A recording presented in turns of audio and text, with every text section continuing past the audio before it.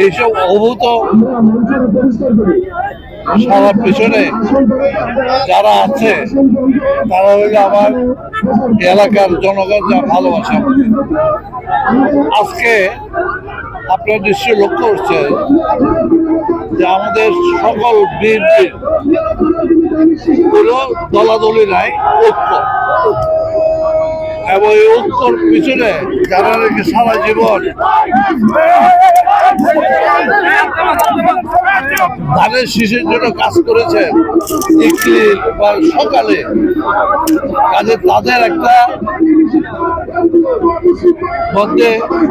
তাদের মধ্যে এমন একটা জাগরণ এসছে যে এই নির্বাচনটা অতীতে যত নির্বাচন হয়েছে তার চেয়ে বেশি গুরুত্বপূর্ণ।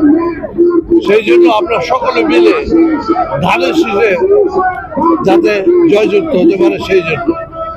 এবং আমাদের 17 বছর আমাদের নেতা কর্মী এবং আমাদের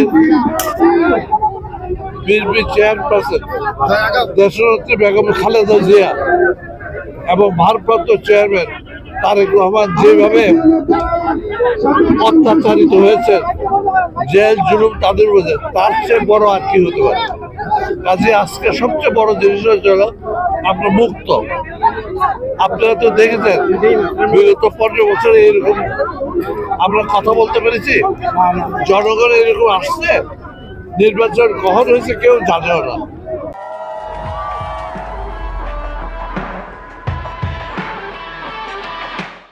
কাজে আজকে আমরা অভূতপূর্ব যে সাড়া পাচ্ছি সেটার অর্থ হচ্ছে জনগণ নির্বাচন চায়।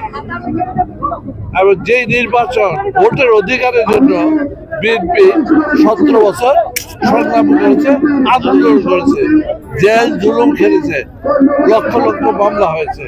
কাজে আমরা চাই নির্বাচন হোক। আমাদের যে জাতীয় নিরাপত্তা উপদেষ্টা ভারতে গিয়েছেন, সেটা একটা আঞ্চলিক সভা, শুধু বাংলাদেশ তো যায় নাই, অন্যান্য দেশের লোকেরা এসছে। কাজে এটা একটা গুরুত্বপূর্ণ আলোচনা। আশা করি আমাদের আঞ্চলিক একটা পরিবেশ সৃষ্টি হবে যাতে আমরা একে অপরের বিরুদ্ধে যুদ্ধ না করি। সেই জন্য এটা একটা শান্তিপূর্ণ প্রয়াস। কারণ একটা গণতান্ত্রিক পরিবেশে এরকম তো হতেই পারে। এই যে আপনারা বলেন সবচেয়ে বড় দেশ আমেরিকা, তাই না? আমেরিকা ইয়ের জন্য, প্রেসিডেন্টের জন্য একাধিক লোক ইয়ে করে না। কাজে আমাদের তাই শেষ পর্যন্ত যারা বিএনপি করবে তারা বিএনপি হবে। এবং এই বছর আমাদের ভারপ্রাপ্ত চেয়ারম্যান তারেক রহমান যেভাবে এই মনোনয়ন দেওয়ার জন্য যে চেষ্টা করেছেন সেটা সত্যি অনেকই। কারণ উনি একা কিছু করেন যায়। অনেকের ধারণা ছিল উনি লন্ডনে বসে সব করে দিবেন, কিন্তু লন্ডনে বসে করেন না। আমাদের স্ট্যান্ডিং কমিটি, তারপরে বিভিন্ন সংস্থা, বিভিন্ন প্রার্থীর খোঁজ খবর নিয়েছে এবং দলের তরফ থেকে বিভিন্ন লোক গিয়েছে।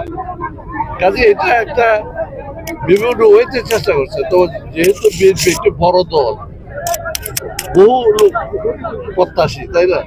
কাজে সেই জন্য হতে পারে, এটা এমন কিছু না। উনি আগামী মাসে আসবেন বলছেন।